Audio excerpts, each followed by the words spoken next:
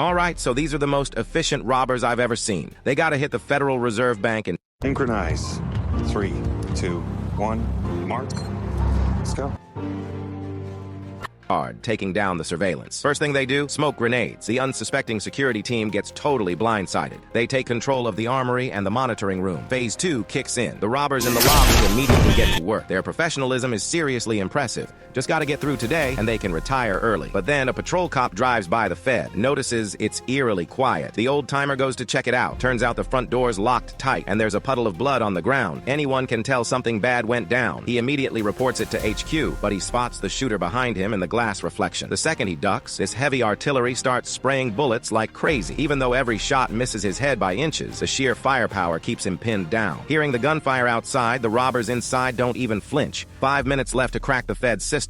They immediately execute the scapegoat plan. Inside the vault, the robbers have loaded up. The second team leader tells his guys to bail, but he secretly plants a detonator in the trunk, clearly planning to send those two out as cannon fodder. The old cop outside is beyond frustrated. Been in a firefight this long and hasn't even had a shot. Here comes an armored car rolling out of the bank. The leader hits the detonator. Cash flies everywhere as the car explodes in a massive fireball. The cannon fodder burns themselves out to cover their buddies. If there's a next life, he's definitely choosing to be a good guy. As the police backup arrives, the scene in front of them freezes them in their tracks. That's the point of the cannon fodder. The bald guy doing the covering goes into full sweep mode. His firepower is just one-sided. The sniper upstairs is in position too, but he's got his crosshairs locked on his own teammates because they've already hacked the Fed's system. The mission's in the retreat phase. Just in case, he's got to take out his buddies. Dead men tell no tales. By now, the bank's surrounded by cops, but they wait and nothing happens. Realizing something's wrong, they rush in. Turns out, the robbers planned a perfect escape route. When the cops storm the bank, the shooter left behind does his job, holds them off for a bit, then opens the iron door and bolts, locks the door behind him on his way out. The robbers just vanished right under their noses. Trying to find them now is like finding a needle in a haystack. What's even crazier is that as the days go by,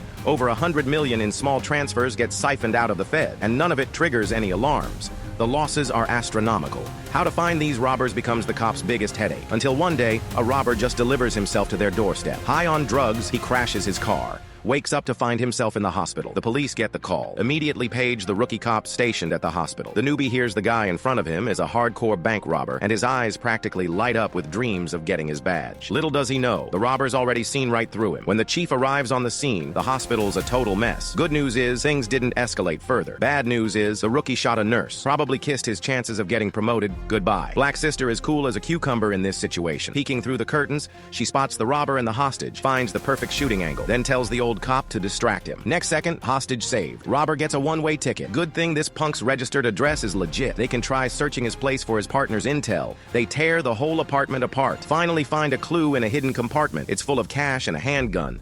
But what really grabs their attention is the cell phone on top. They pick it up.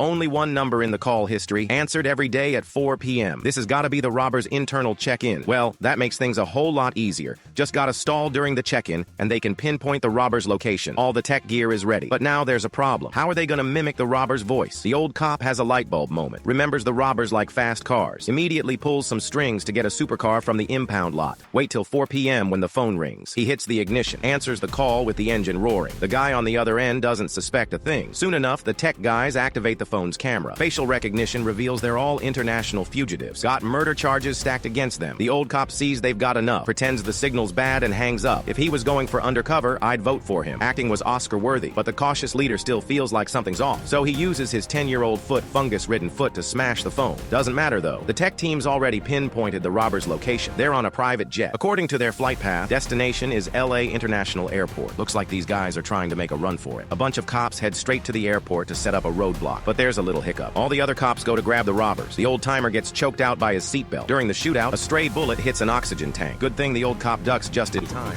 But it's not over yet. A piece of shrapnel just happens to hit the transport van's handbrake. Holy crap. A split-second mistake and they'd be flown to Kingdom Come.